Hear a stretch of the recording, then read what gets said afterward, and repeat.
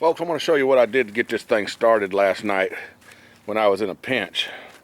I took the doggone rope, pull rope, off of my trolling motor, okay? That rope is supposed to go through here, and it hooks on that thing, and you know, it pulls that pin so you can raise and lower your trolling motor.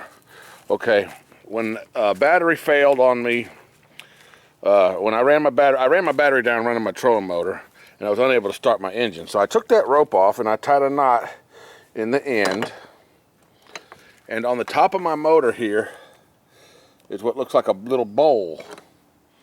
Okay. Stick that knot through this notch. Okay, there's 3 notches on top of that bowl. You got 1, 2, 3. So I stuck my knot through one,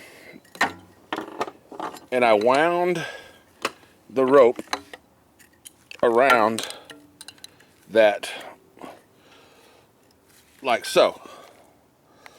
And make sure that you do this in the direction so when you pull on it, your flywheel and crankshaft or whatever, your motor wants to turn clockwise. Okay, that's this motor anyway. I don't know what yours is, but when you pull it,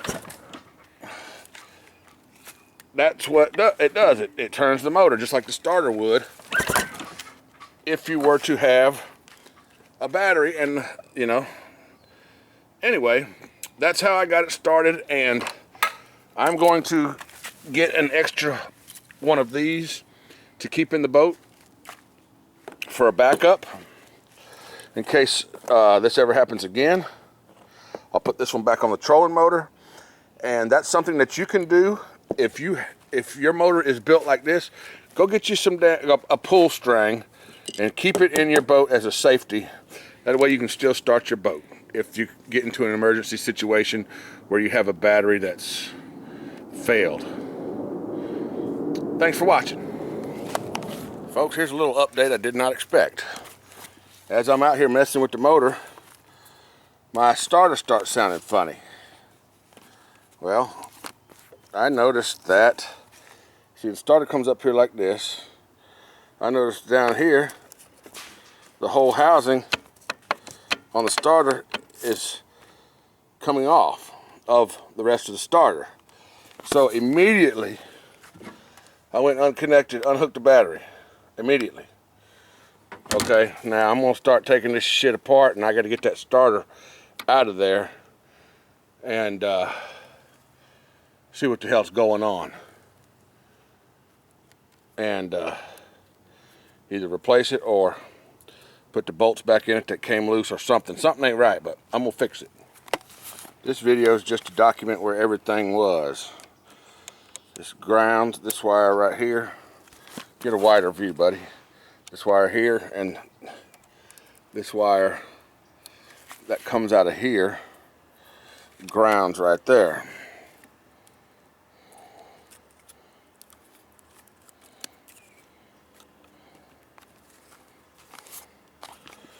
Got a yellow wire on the bottom of the starter down there that hooks to the bottom post on that solenoid.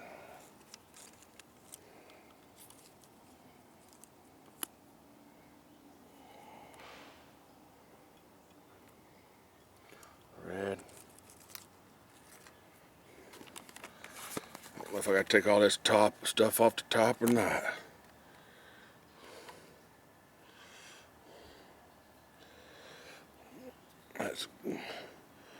That's green. That's black and yellow. That's green and white. And that one is black and white. That one is coming from a whole different scenario.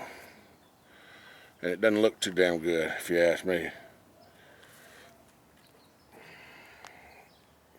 There's black and yellow or brown and yellow. Got the starter back together, and sounds good. Sounds a lot better than it did. And zoom back out. So now I gotta get me a battery charger and charge my battery back up. So I guess that's how boats are. Thanks for watching. Yep, I guess y'all knew that was coming. And that. This ain't gonna happen to me again, folks. I ain't gonna get stranded with a dead battery. I've gotten a damn separate deep cycle battery just for the trolling motor. Okay? And my cranking battery is going to make sure that my engine cranks and gets me home. Which my starter is fixed, folks, and it sounds a whole lot better. I mean, you can tell from the last video, or some of them last videos when I was starting on that damn thing, how shitty it sounded. It was freaking about to fall off. So let's start it one time, and so you can hear. I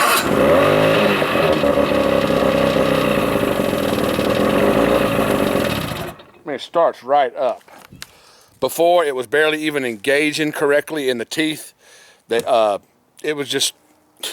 Happy said, "Man, you need to rebuild that. It needs a Bendix or something." And I thought, yeah, I need to rebuild that starter. Well, I just needed to tighten the screws, which I'm probably going to have to go back and do it again. I did not use lock washers on it because I didn't have any at the time. I just wanted to get it back together.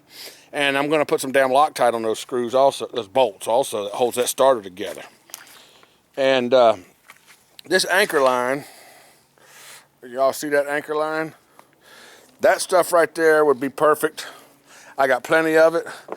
The guy that had this boat before me has enough anchor line to reach the freaking Titanic.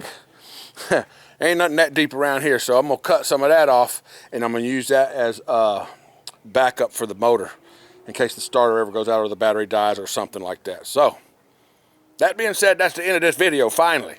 Bye, folks. Thanks for watching.